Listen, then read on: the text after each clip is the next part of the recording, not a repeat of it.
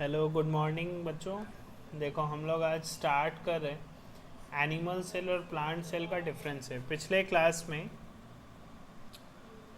Last class में हम लोग का टेलोफेज और ये हम लोग सेल डिवीजन कंप्लीट किए थे। अभी हम लोग एनिमल और प्लांट सेल का डिफरेंस पढ़ेंगे। पहला difference, basis formation of spindle fibre form होता है कि नहीं होता है। The mitotic spindle is amphistria which include two esters। इसमें दो एस्टर होता है ऑपोजिट पोल्स पे जिसके बीच में स्पिंडल फॉर्म होता है। Each aster consist of two centriole surrounded by astral rays. Plant cell में स्पिंडल एपरेटस और mitotic spindle is an astral, यहाँ पे एस्टर्स नहीं होता, that is not from astral protein. तो formation of spindle fiber, spindle fibers देखा जाए तो दोनों में फॉर्म होता है, लेकिन मेजर डिफरेंस क्या है, यहाँ पर एस्ट्रल रेज नहीं होता प्लांट सेल में और यहाँ एस्ट्रल रेज रहता है। प्रोसेस ऑफ साइटोकाइनेसिस, यहाँ पर क्लीवेज फॉर्म होता है साइटोकाइनेसिस बाय इनवेजिनेशन। ये वर्ड यूज़ करने का ज़रूरत नहीं है, आप यूज़ कर सकते हो cleavage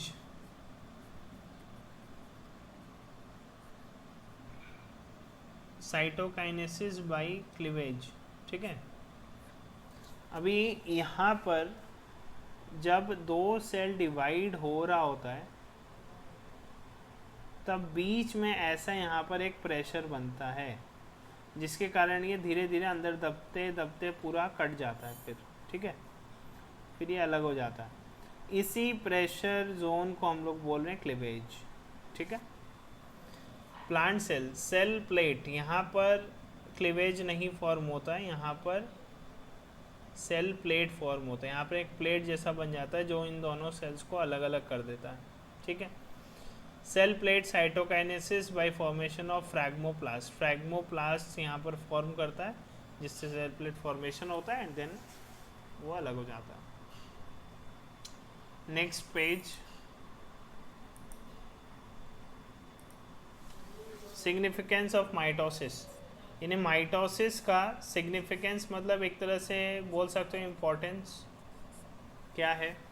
the importance of mitosis for the organism has been summarised as follows. पहला, ये डीएनए और आरएनए का कंटेंट को मेंटेन करता है, उसके बीच में इक्विलिब्रियम बना के रखता है। दूसरा, it provides an opportunity for the growth and development of organs, organs का यानी सेल के अंदर जो सेल ऑर्गेनलीज है उसका ग्रोथ एंड डेवलपमेंट में मदद करता है and the body of organism. इसके अलावा जैसे ह्यूमन, प्लांट सभी में माइटोसिस का एक मेजर फंक्शन होता है ग्रोथ एंड डेवलपमेंट, ग्रो करना, डेवलप करना। The number of cells within an organism increases by mitosis and this is basis of growth in multicellular organism। एक मल्टीसेलुलर ऑर्गेनिज्म में सेल से cell बनता है, division होते होते नया सेल्स बनता रहता है एंड फर्दर सेल्स बनता रहता है। तो ये एक नेचुरल प्रोसेस है जिसके थ्रू ग्रोथ और डेवलपमेंट चलता रहता है। तीसरा, ओल्ड जो सेल्स रहता है, जो पुराना सेल्स रहता है, old decaying and dead cells are replaced, ये हट जाता है, रिप्लेस हो जाता है और उसकी जगह आ जाता है नया सेल। माइटोसिस का प्रोसेस है, तो पुराना सेल मर जाता है, उसकी जगह नया सेल आ जाता है। Cells are constantly dying and being replaced, लगातार सेल्स मरते रहता है और रिप्लेस होते रहता है।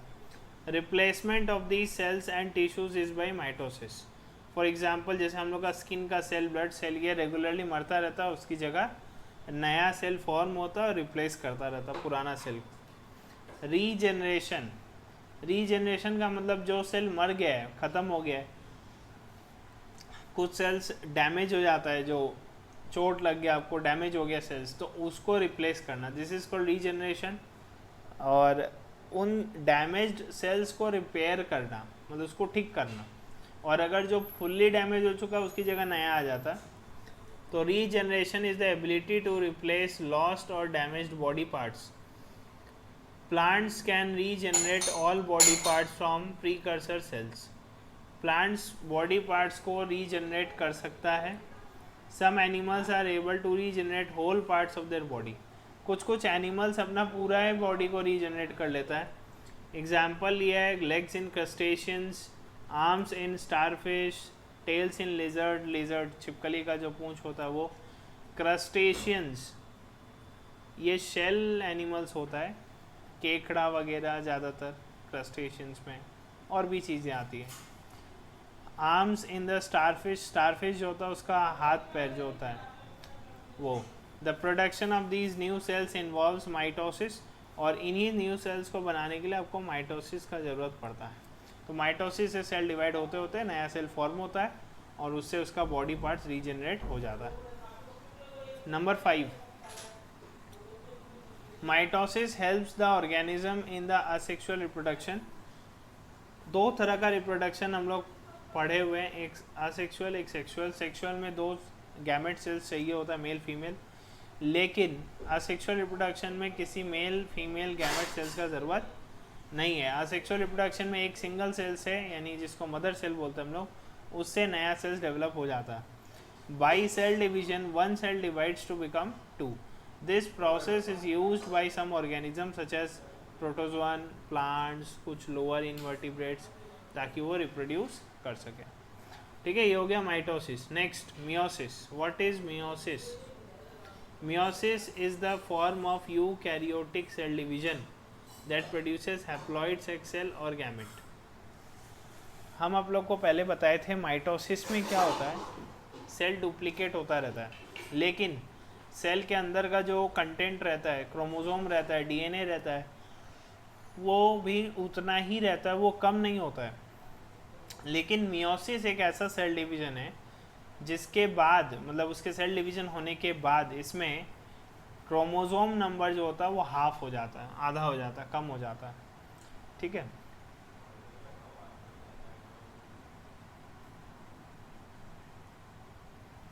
क्रोमोसोम नंबर हाफ हो जाता है, जिसको हम लोग हैप्लॉइड बोलते हैं। क्या बोलते हैं?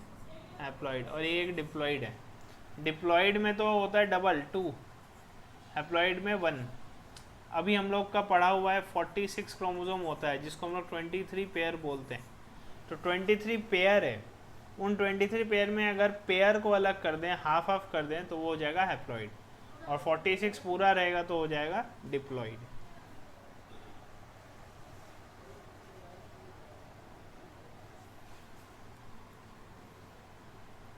अच्छा, तो हैप्लॉइड सेल्स यहाँ पर प्रोड्यूस होता है सेल डिवीजन के बाद from diploid cell. Okay, the process takes form of 1 DNA replication followed by 2 successive nuclear and cellular division। एक बार DNA रेप्लिकेट होता है, डुप्लीकेट होता है, और उसके बाद 2 बार 2 successive nuclear and cellular division होता है। न्यूक्लियर मतलब न्यूक्लियस का, सेलुलर मतलब सेल का डिवीजन होता है। ओके, अब इसको देखो डायग्राम के थ्रू थोड़ा समझाने का कोशिश किया गया है। ये हम लोग डायग्राम समझते हैं एक बार, उसके बाद आगे बढ़ेंगे। ये देखो, ये डिप्लॉइड सेल है जहाँ पर 2n नंबर ऑफ क्रोमोसोम्स हैं, डिप्लॉइड पेरेंट सेल। यहाँ पे chromosome homologous pair of replicated chromosomes, homologous pair है ये, तो सिस्टर क्रोमैटिड्स। ठीक है, फर्स्ट सेल डिवीजन। अच्छा, तो जब पहला सेल डिवीजन होता है, अब देखो यहाँ पर पहले तो ये डुप्लीकेट हुआ, देखो समझना, पहले यहाँ पर हो रहा है माइटोसिस, जिसमें एक सेल से ये डबल हो गया, यहाँ पे रेप्लिकेट लिखा हुआ ना, डुप्लीकेट हो गया, फिर वो डुप्लीकेट होकर के दोनों अपना अलग अलग हो गया। ठीक है, 1 से 2 हुआ, फिर दोनों अलग अलग, फिर इस एक का जो क्रोमोसोम था जो कि डिप्लॉइड था, अब ये हो गया हैप्लॉइड। ठीक है, तो 2 बार सेल डिवीजन हो रहा है। एक माइटोसिस, पहले यहाँ से यहाँ माइटोसिस जा रहा है, मतलब यहाँ से यहाँ पे पहले माइटोसिस, फिर ये तो अलग हुआ है सिंपल, फिर यहाँ से यहाँ जब जा रहा है तो ये मियोसिस हो रहा है सेकेंड सेल डिवीजन में।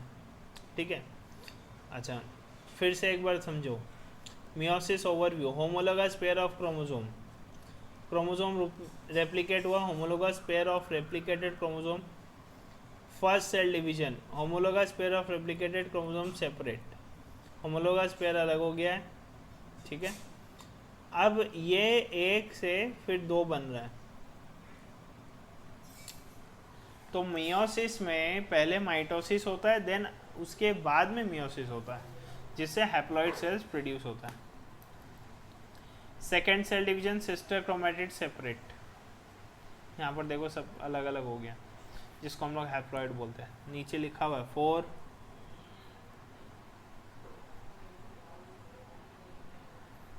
Four haploid daughter cells.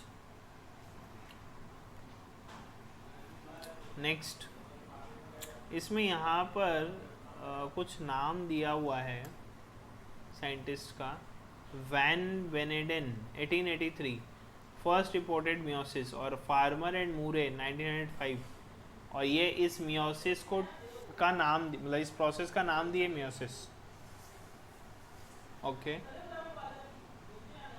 Next page में चलते हैं।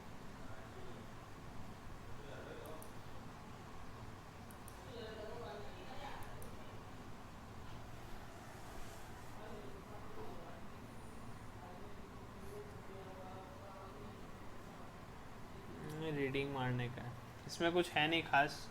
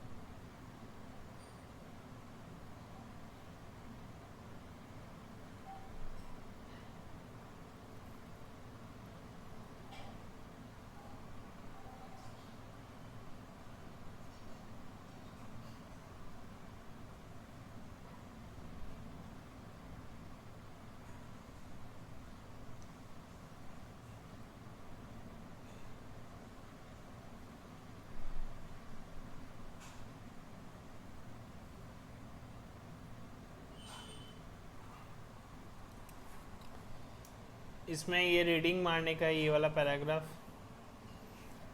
यहाँ पे एक डेफिनेशन दिया हुआ साइनेप्सिस का।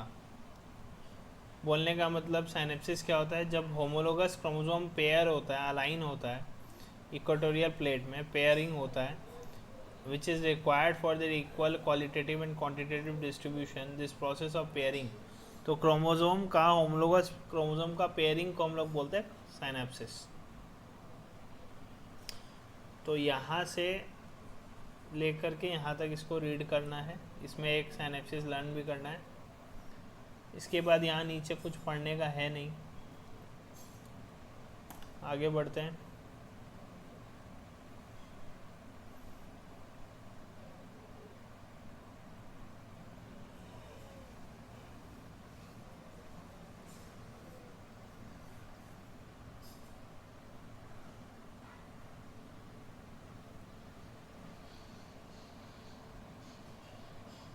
Next page.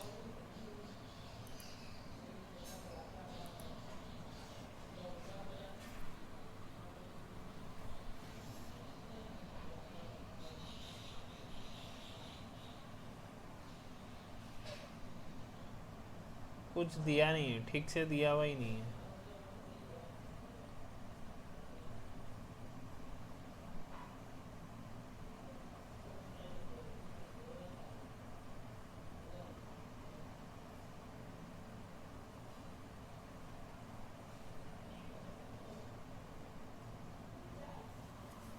Definition: crossing over is a process that happens after both homologous chromosomes in a pair join up to form a structure called tetrad. Tetrads form through a process called synapsis. Synapsis होने के बाद tetrad होता है जिसमें crossing over होता है। Crossing over का मतलब जब दो होमोलोगस क्रोमोसोम जो पेयर में रहता है वो आपस में ज्वाइन करता है, in a pair join up to form a structure. अब ये एक दूसरे का कुछ एक पोर्शन रहता है जो एक दूसरे के साथ कंबाइन हो जाता है, जिसकी वजह से चेंजेस आता है। हर एक ह्यूमन बॉडी अलग होता है, क्यों? इसकी वजह से, ये क्रॉसिंग ओवर की वजह से डिफरेंसेस दिखाई देता है। कोई भी इंसान एक दूसरे के से सेम नहीं हो पाता, इसीलिए क्रॉसिंग ओवर की वजह से।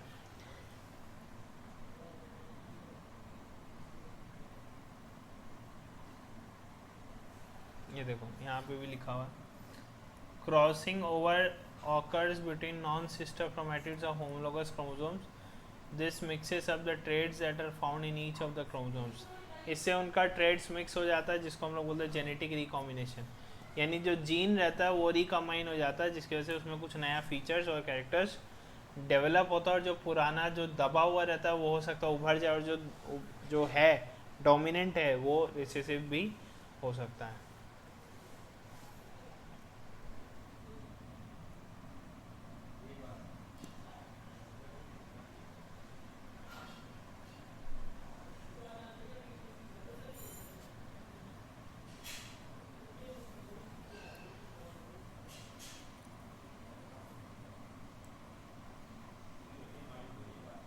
ये देखो यहाँ पर स्ट्रक्चर दिखाने के लिए डायग्राम दिया है। Homologous pair of chromosomes, these are chromosome pairs of approximately the same length and centromere position. Out of the pair, one is inherited from the mother and one is from father. तो एक maternal एक paternal, ठीक है। और homologous pair of chromosome, अभी देखो यहाँ replication के बाद सिस्टर क्रोमेटिड्स ऑफ ये पैटर्नल, यानी ये एक जो है ये डुप्लीकेट होकर कैसा दिख रहा है, और ये मैटरनल का, ठीक है, सिस्टर क्रोमेटिड्स। तो सिस्टर क्रोमेटिड्स मतलब जो एक से ही दो हुआ है तो वो सिस्टर क्रोमेटिड्स, डबल होने के बाद एक मैटरनल का एक पैटर्नल का। पैटर्नल मीन्स फादर का, मैटरनल मीन्स मदर का। Sister chromatid, these are two identical chromatids connected by a centromere. Centromere से ही आपस में जुड़ा हुआ रहता है, इसको बोलते हैं सिस्टर क्रोमेटिड्स।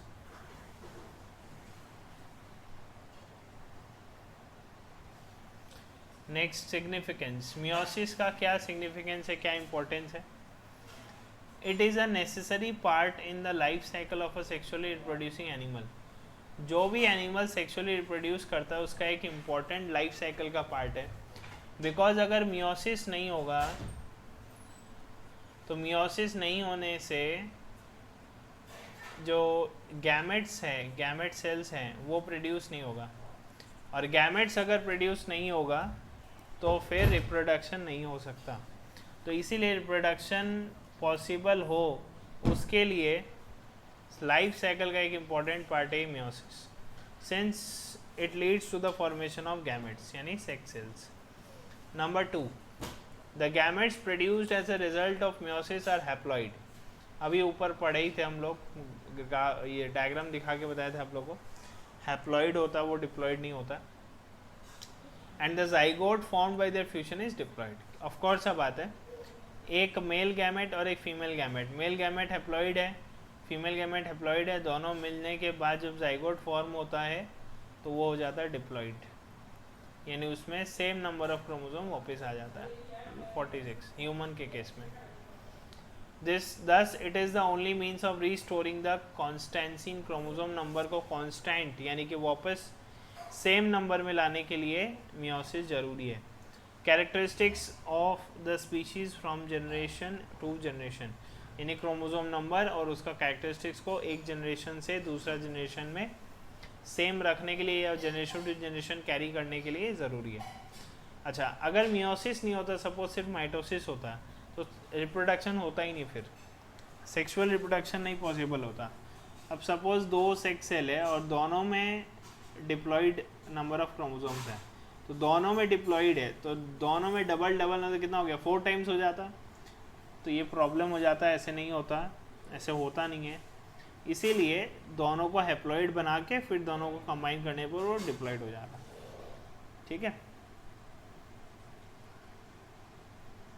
सोचो दोनों डिप्लॉइड होता फिर दोनों कंबाइन होता तो क्या होता, 4 टाइम्स हो जाता, जो कि पॉसिबल नहीं है। तो ह्यूमन के अंदर 46 क्रोमोसोम होता है, वो हो जाता 92। ठीक है, दैट इज़ नॉट पॉसिबल, इसलिए मियोसिस ज़रूरी है। Next, meiosis provides for new combinations of genetic material. अभी ऊपर पढ़े क्रॉसिंग ओवर से नया जेनेटिक मटेरियल बनता है। During crossing over the hereditary factors from male and female parents get mixed. तो मेल और फीमेल पेरेंट का जो कैरेक्टर्स होता है, जेनेटिक कैरेक्टर्स, वो मिक्स हो जाता है, जिससे कुछ नया कैरेक्टर्स उभर के आता है या बनता है।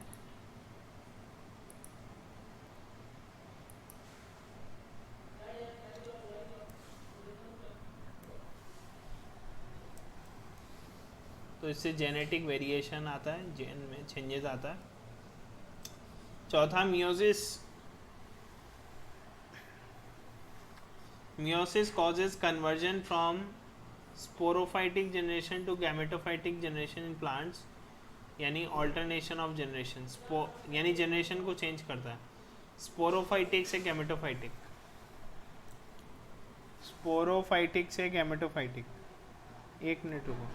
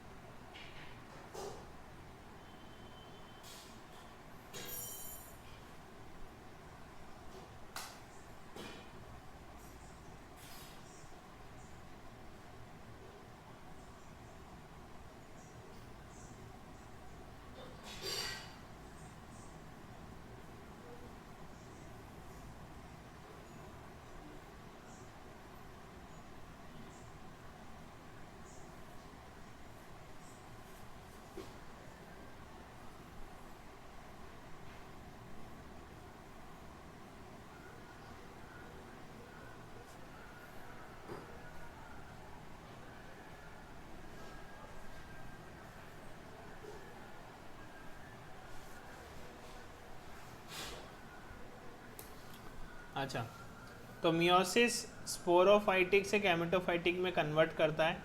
इसका मतलब समझना है, स्पोरोफाइटिक में ना होता है 2n यानी कि डिप्लॉइड, और गैमेटोफाइटिक में होता है n हैप्लॉइड।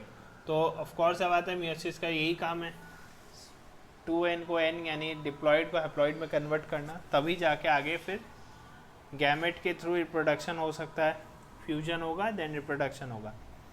नेक्स्ट देखो, difference between meiosis and mitosis and meiosis.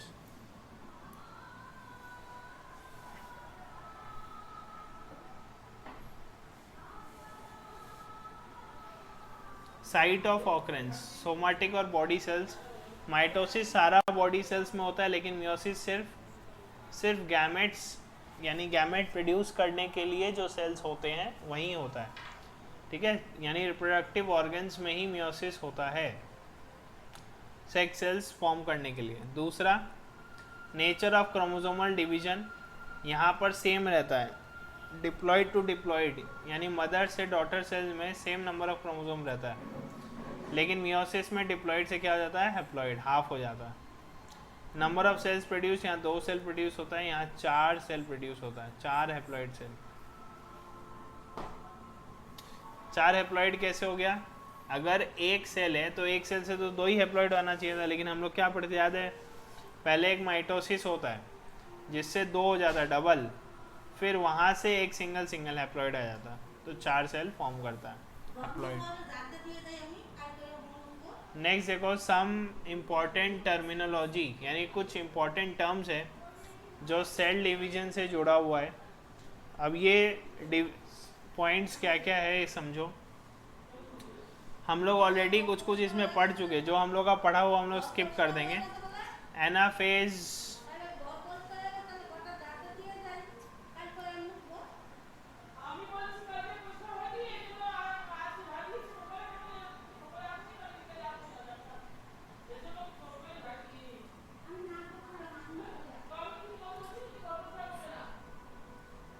अच्छा एनाफेज माइटोसिस का ही एक फेज है, हम लोग पढ़ चुके हैं ना already.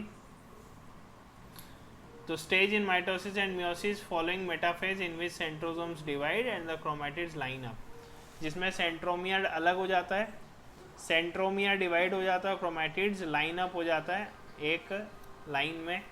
If spindle to form the daughter chromosomes lines up on the motor, एक सेकेंड, ये lines up on the equator, इसको इक्वेटर करो, lines up on the equator to form the daughter chromosomes.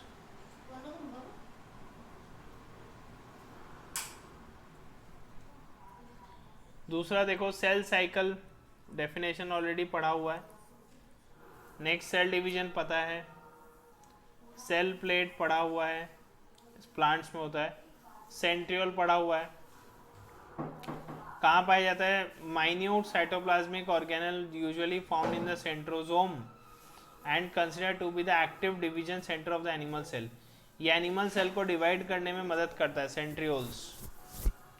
कहाँ होता है, सेंट्रोजोम में, centrosome के अंदर होता है सेंट्रियोल।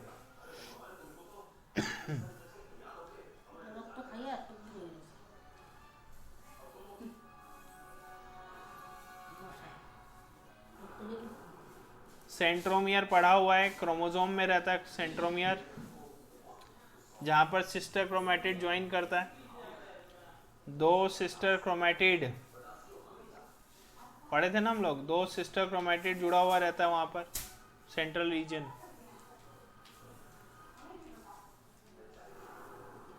नेक्स्ट पेज में आ जाओ, page number 17, sorry page number 92।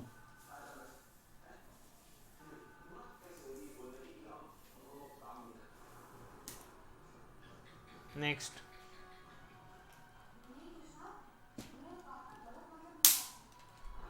Check point not necessary, छोड़ दो। कायस्मा, X shaped crossing, pair of homologous chromatids remain in contact during late prophase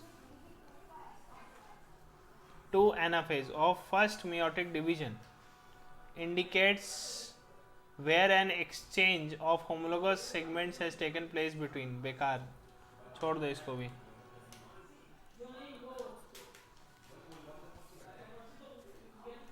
chromatin, chromatin हम लोग का पढ़ा हुआ है, जो क्रोमोसोम जो बनता है, क्रोमोसोम इसी से बनता है। क्रोमोसोम क्या होता है, कंडेंस्ड, यानी इकट्ठा होके बनता है। क्रोमैटिन एकदम पतला फाइबर होता है जो साइटोप्लाज्म में पूरा फैला हुआ रहता है। सेल डिवीजन के टाइम पे ये क्रोमैटिन थ्रेड इकट्ठा होता है और फिर क्रोमोसोम बनता है एंड देन डिवाइड होता है। तो ये क्रोमैटिन क्या, न्यूक्लियर मटेरियल है जिससे क्रोमोसोम बनता है during mitosis. Complex of DNA, histones and non histone protein, ये सब इसका पार्ट है। नेक्स्ट, क्रोमोसोम पढ़ा हुआ है, रीडिंग मारना है यहाँ से। क्रॉसिंग ओवर पढ़ लिए, साइटोकाइनेसिस पढ़ चुके हैं, डॉटर सेल्स पढ़ा हुआ है, डीएनए आरएनए क्या होता है, यहाँ स्ट्रक्चर बता रहा है जो कि हम लोग ऑलरेडी पढ़ चुके हैं। कंपोज्ड ऑफ 2 स्ट्रैंड्स जो कि एक दूसरे में ट्विस्टेड रहते हैं, इसको हेलिक्स स्ट्रक्चर बोलते हैं। हर एक स्ट्रैंड में एक फॉस्फेट, एक शुगर और एक नाइट्रोजन बेस रहता है, विच कैन बी। अब बेस का 4 हम लोग पढ़े थे, एडेनाइन, थाइमिन, गुआनाइन और साइटोसिन। डीएनए में ये बेसिस पेयर हो जाता है, adenine pairs with thymine and guanine pairs with cytosine, यानी एडेनाइन और थाइमिन पेयर होता है और उसके अलावा गुआनाइन और साइटोसिन पेयर होता है। तो डीएनए एक लैडर मतलब एक सीढ़ी की तरह उसमें स्ट्रक्चर बनता है, ये ऑलरेडी हम लोग का पढ़ा हुआ है सब। देन अगेन इसका फंक्शन दिया डीएनए का।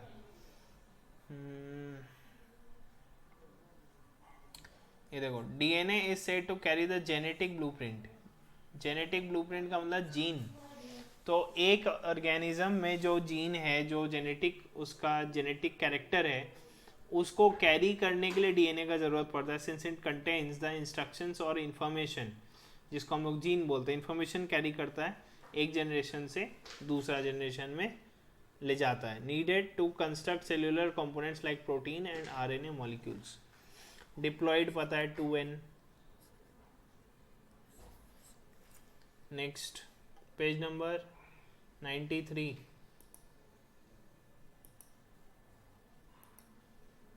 डुप्लीकेटेड क्रोमोसोम क्या होता है? डुप्लीकेटेड हम लोग पढ़े थे, माइटोसिस में डुप्लीकेट होता है। G1 फेज सब पढ़ा हुआ है, सब पढ़ा हुआ चीज़ यहाँ पर दे रहा है। G2 हैप्लॉइड, हैप्लॉइड फिर अगेन वही, हैप्लॉइड में क्या होता है? N आधा हो जाता ना। होमोलोगस अभी अभी पढ़े थे, सिमिलर होता है, having similar structure and anatomical position. Interphase, interphase stage है।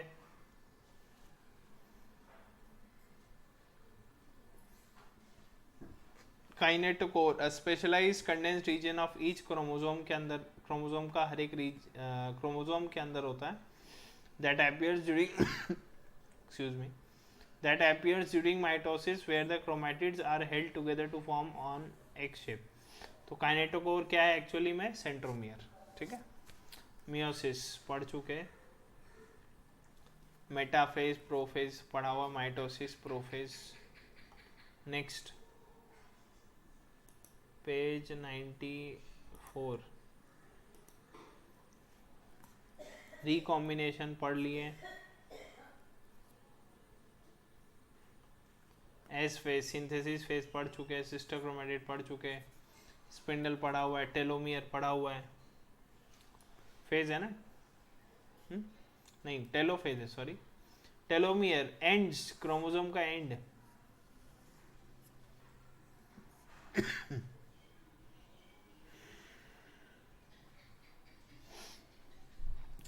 ठीक है, तो ये पार्ट खत्म हो गया। इसके बाद हम लोग सेकेंड पार्ट स्टार्ट करेंगे।